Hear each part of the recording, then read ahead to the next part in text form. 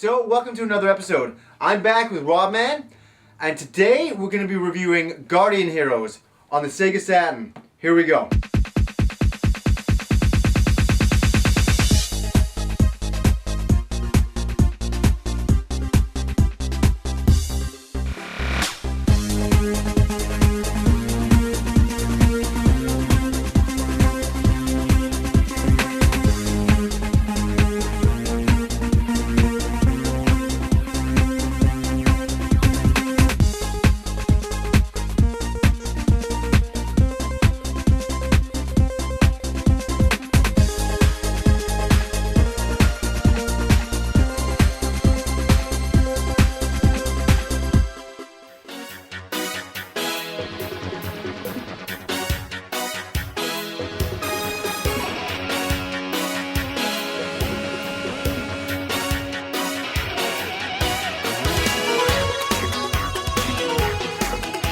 So me and Robman love this game. We've been playing it, we played it for the first time back in 1996 when it got released. And it got released over here by Treasure. That's the company that made it. It was just so awesome. It's a fantastic game and classic Treasure from start to finish.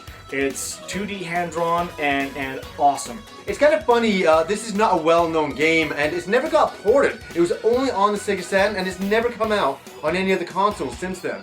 I was really surprised by that because, to be honest, it was such a solid game from start to finish that it really deserved to be ported. What we had here was a 2D hand-drawn side-scrolling action game. It was full-on beat-em-up and it was up to 3 layers of parallax. So instead of just you could wander wherever like Final Fight, you had to jump between 3 layers, but you could work that into your strategy. So it was just such a tight fighting engine on this. Totally. And what was really great about it was the combos that you could do in this game. You could actually, you could knock your character, an enemy up in the air and juggle them. And sometimes you can infinitely juggle them forever. For an eternity. It's pretty wild. I love juggling in fighting games in general, but in this was just wild. That was one of the hallmarks of this game that made it so popular, and that a lot of the diehards that know it talked about was the infinite juggle possibilities. And we're not talking just one enemy, multiples. If you could knock them into one spot together, it would just go on and on. It was so amazing. It was great fun, and it was 2 players just to go through the actual storyline of the game.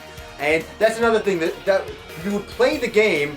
And you would get to multiple paths in the game, and you could split. You could choose to go 3 different directions, and then from there 3 different directions. It was quite infinite, right?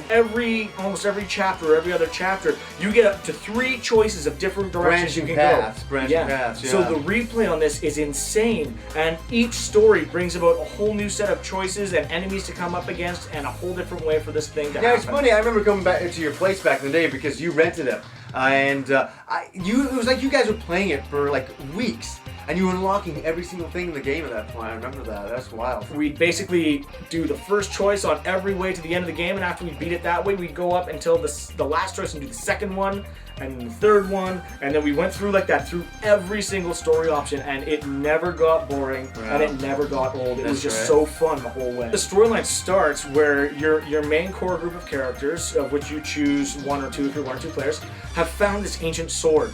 And they're not sure what it is or what it's worth, but they're kind of intrigued by it, and are suddenly ambushed by the local sort of dictator king's army, and apparently wanting this sword, and they have no reason why. And from there, this incredible story unfolds around it. It's an ancient relic. It's held by a knight of the realm who is buried in the town with an unmarked grave, and they have to sort out what all this means. The Undead Warrior? Right. Yes, the Undead Warrior. Yeah, such an awesome character. That's so awesome. It's great stuff.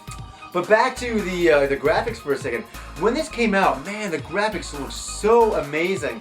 Like the scaling on some of these bosses that you would fight, they were the size of the entire screen. We'd never seen anything like that back then. It was wild. It was really wild to see. And on the other end of the spectrum, they had some characters that were like just almost 4 pixels tall. I mean, they were tiny, tiny little characters, so that you could have this tiny little thing fighting something that's half the screen. Yeah. And it was almost hilarious, but awesome the way it was done. And, the game itself was really good, but tell us, the multiplayer. The multiplayer was great. 1 to 6 players. Where this game shines is that there's a 1 to 6 player multiplayer battle arena. And it was one of the most amazing multiplayer sort of party get-together games you could have, because it's this insane, this is pre-Smash Brothers Brawl. violent beat 'em up, but any character, any enemy you face in the game that you manage to fight and You can unlock. Yes, you unlocked Yeah. and joined the roster of characters you could use in the fight pit. So you could have this haggard little old woman whose only attack is to I love cough. that stuff. Yeah. Fighting against this giant monster mechanized dragon beast. What were the battles that we used to have back in the day? Like, was that little hamster guy? Nando. Nando versus Nando. Oh. We used to play that. It was ridiculous. Like, you know, this little hamster fighting a hamster, whipping around the screen. We loved doing that. I remember really enjoying that. One of the characters in this was a mage called Randy, and in the story mode he has this little familiar that's called Nando, who can, as part of his attack, he can sort of point, and this little hamster will fly around the screen on fire and hit the enemies to sort of clear the room. But yeah, in the battle mode you could be just the hamster and the two of us. Yeah, that's hours. That's so much fun. So much fun. So you guys know we're big fans of video game music here. We love gaming music. This video game right here, Guardian Heroes, has one of the most memorable soundtracks. It is awesome. It is so good. I mean, I've listened to this soundtrack for years, and I still am, astounded by it. It has like, saxophones playing in it. It's just so wild. And another really cool feature with the game is you can put it in a CD player, and all the music will play, just like it is a CD. And it's awesome. And to my recollection, no other Sega Saturn game does that. Not that I know of. Every single other Saturn game I have, I've put in hoping I could do that, and none of them do it up to this point. So, as far as I can tell, it's a one of a kind in that. That's pretty cool. So for everything that is awesome about Guardian Heroes, there are some sad things about it. It never got ported to any other machine. But strangely enough, we got a sequel, and